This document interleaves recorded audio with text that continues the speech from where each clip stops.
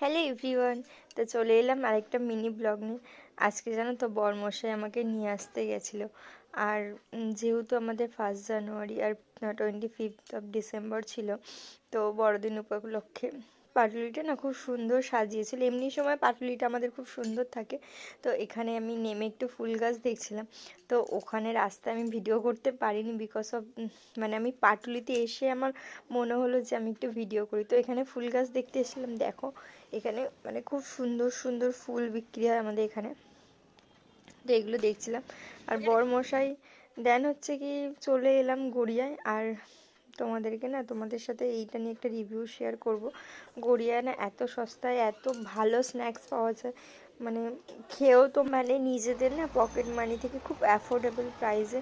এই মোমোটা জানো এখানে 6 পিস মোমো দিয়েছিল, তো এটা 35 রুপিস, অনলি 35 রুপিস নিয়েছিল। তো দেখো